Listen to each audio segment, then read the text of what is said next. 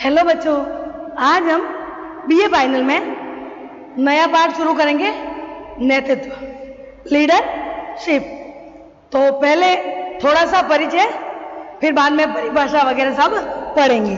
तो लीडरशिप यानी नेतृत्व। तो नेतृत्व क्या है उसके बारे में थोड़ा सा पढ़ लें।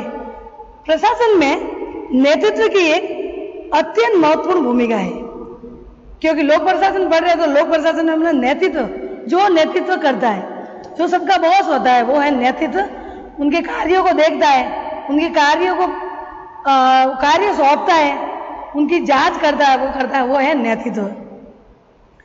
तो ये नेतृत्व का ही गुण है जो किसी प्रशासनिक संगठन की सफलता या विफलता को निर्धारित करता है।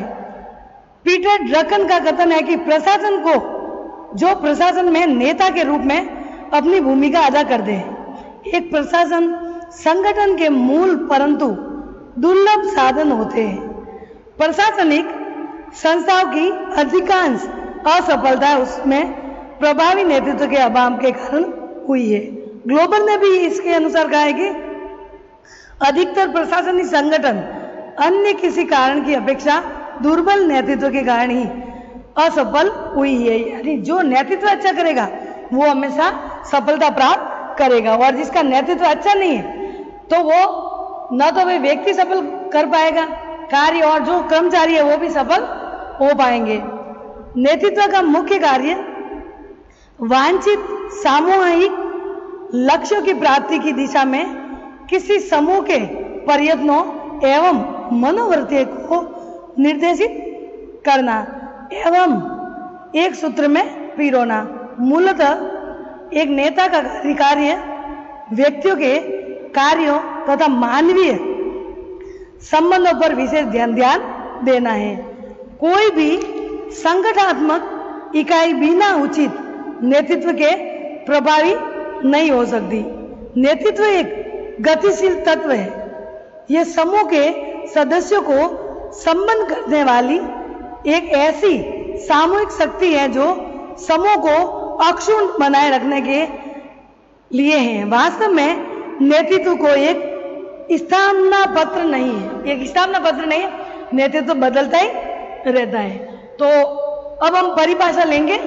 परिभाषा में विचारक बहुत सारी परिभाषा दी है, लेकिन कुछ परिभाषा हम लेते हैं दो जनों की। जॉर्ज आर टेरी, इनके अनुसार कहा है कि नेतृत्व उस योग्यता के रूप में परिभाषित किया गया है जो उद्देश्यों के लिए स्वेच्छा से कार्य करने हेतु प्रभावित करता है। यानी नेतृत्व है कि हमने खुद की इच्छा से, इनका उद्देश्य क्या है कि खुद की इच्छा से वो कार्य कर सके। वो किसी दबाव में या दूसरों के कहने पर, सलाह पर वो नहीं कर सकता। सलाह लोग दे सकते, लेकिन उद्देश्य के लिए स्वेच्छा यानी खुद के मन से वो कार्य करके प्रभावित करता है लोगों को, उसको कहते हैं नेतृत्व। मूरे ने भी परिभाषा दी है। मूरे के अनुसार नेतृत्व को एक ऐसी योग्यता मानते हैं जो अन्य व्यक्तियों को नेता द्वारा अपेक्षित विधि के अनुसार कार्य करने के लिए प्रेरित करता है। यानी नेतृत्व ऐसी योग्यता है जो नेता द्वारा अपेक्षित और कानून के अनुसार कार्य करने को प्रेरित करता है। कानून में जैसा कार्य है वैसा उनको करना पड़ेगा। इस प्रकार से नेतृत्व को हमने ऐसे देखा। अब हम नेतृत्व के प्रकार देखेंगे। तो बच्चों, ये तो हुई परिभाषा। अब नेतृत्व के प्रकार में हम पढ़ेंगे। पहला पॉइंट है नौकरशाही। नौकरशाही किसे कहते हैं? गवर्नमेंट सर्वेंट, जो कार्य करता है उसको कहते हैं नौकरशाही। तो नौकरशाही में प्रकार में पढ़ते हैं, ऐसा नेता केवल निर्धारित दिनचर्या से चिपका रहता है, अपने वरिष्ठों को संतुष्ट करने का प्रयास करते हैं। वरिष्ठ यानी उनसे ऊपर वाले, अधीनस्थ यानी वो उनसे नीचे कार्य करते हैं, और अधीनस्थों की उपेक्षा करता है। अधीनस्थ ऐसा नेता के प्रति उदासीनता एवं अवज्ञा की भावना रखते हैं। यानी नौकरशाही के बताए हैं कि नौकरशाही में ऐसा है कि जो कार्य करते हैं तो उनके अधीनस्थ उनके अधीन में कार्य कर रहे हैं। जो नेता है या नेतृत्व कर रहा है, जरूरी नहीं कि नेता ही है उसमें, नौकरशाही किसी का भी अफसर जो है उनके अंडर में कार्य करेगा वो नेतृत्व, तो उनके अंडर में अधीनस्थ कार्य करता है। तो नेतृत्व नौकरशाही में क्या करता है, वो अपने कार्य करते हैं, दिनचर्या पूरे दिन कार्य में चिपका रहता है, कार्य करता रहता है। उनको खुश करने के लिए, किसको, वरिष्ठ नेतृत्व जो कर रहा है उनको खुश करने के लिए अधीनस्थ हमेशा कार्य में लगे रहते हैं। तो एक प्रकार है नेतृत्व के कि कैसे कैसे नेतृत्व कौन कौन कर सकता है और कैसा कर सकता है, तो नौकरशाही में ऐसा करता है। दूसरा है तानाशाही या अधिनायक। तानाशाही भी नेतृत्व हो सकता है, जरूरी नहीं कि सारे सीधे साधे, तो तानाशाही और या फिर अधिनायक, ज्यादा उन पर प्रेशर डालना। ऐसा नेता निर्देशन या निर्देशक होता है और सम्मान की उपेक्षा करता है। ऐसे नेता के अधीनस्थ विरोधी हो जाते हैं एवं स्वार्थ सिद्ध में लगे रहते हैं। यानी तानाशाही, वो न तो सम्मान देता जो कार्य उनके अंडर करने वाले, और उनके विरोध रहता, वो कार्य बस देखता, बाकी उनका कोई कितनी मेहनत की या कर रहे कोई लेना देना नहीं है, तो बस सिर्फ उन पे काम देना, बाकी तारीफ करनी वगैरह कुछ नहीं, उनको अलग से कोई लाभ देना कुछ नहीं। तो वो तानाशाही भी नेतृत्व कर सकता है। इसमें क्या होता है, निर्देशक सम्मान की उपेक्षा कर देता है, लोग जो उनके अंदर में कार्य कर रहे हैं तो उनका सम्मान नहीं करता, वो बल द्वारा किसी भी द्वारा वो अपना कार्य करवाता है। तीसरा है कूटनीतिज्ञ।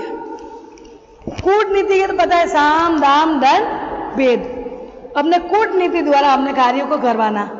तो इसमें भी एक प्रकार है नेतृत्व का।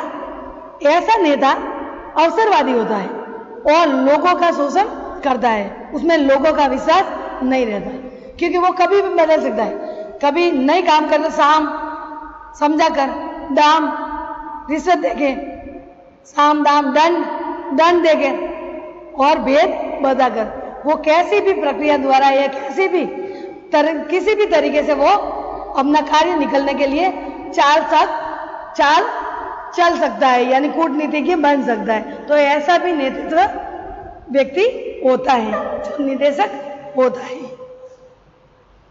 चौथा है विशेषज्ञ। विशेषज्ञ में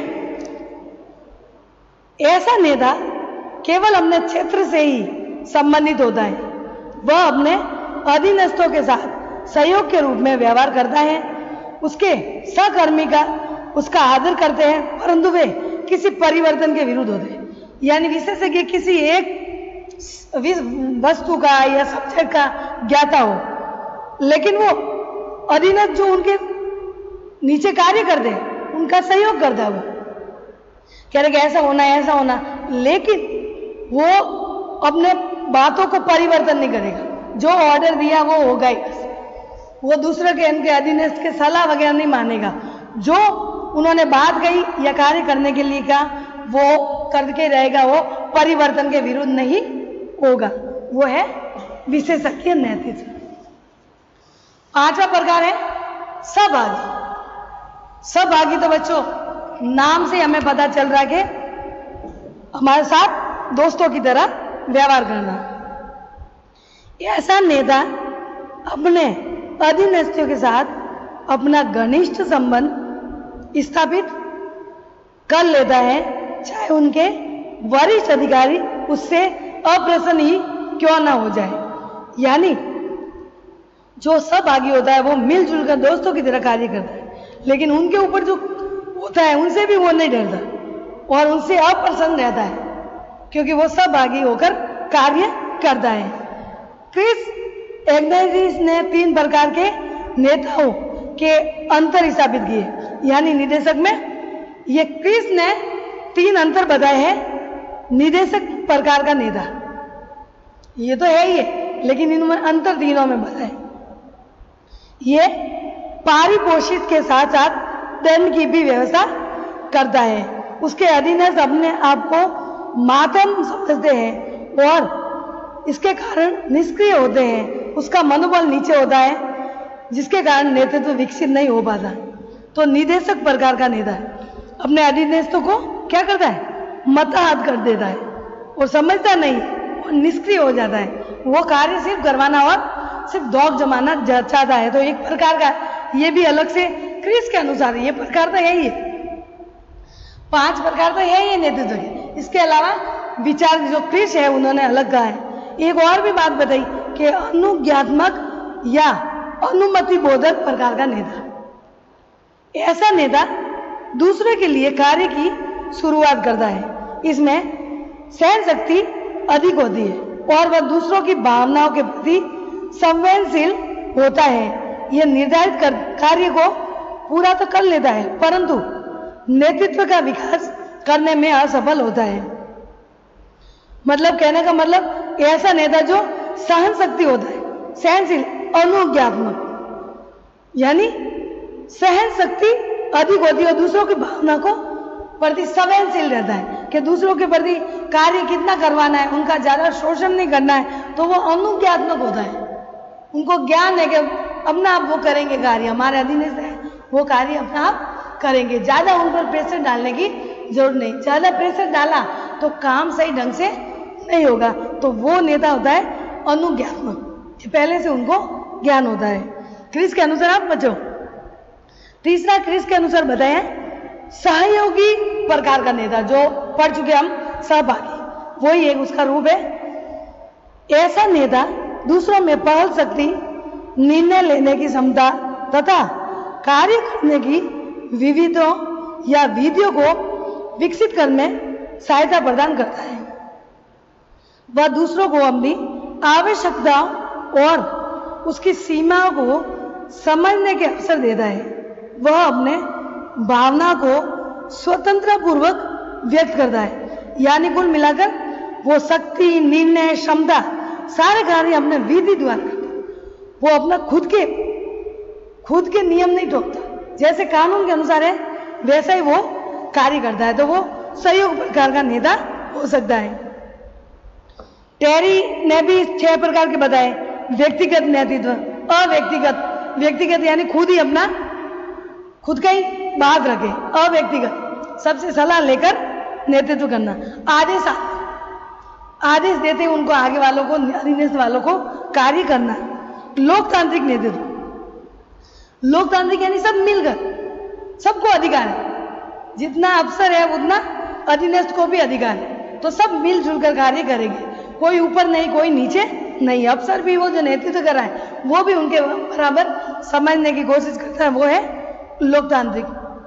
पैतृकवादी नेतृत्व, यानी अपने पीढ़ी से वो बहुत सा बना रहा है तो वो अपनी परिवार की तरह रख जाए, पैतृक नाम नेतृत्व। और स्थानीय नेतृत्व, यानी जिस जगह पे वो रहता है स्थानीय क्षेत्र में, तो वो अपने गांव की तरह नेतृत्व करा। मैंने गांव के लोगों के जैसे कैसा वो कर रहा है व्यवहार, वैसा ही वो अपने अधीनस्थों के साथ स्थानीय नेतृत्व करेगा। इस प्रकार से बच्चों टेरी ने ये बात कही है।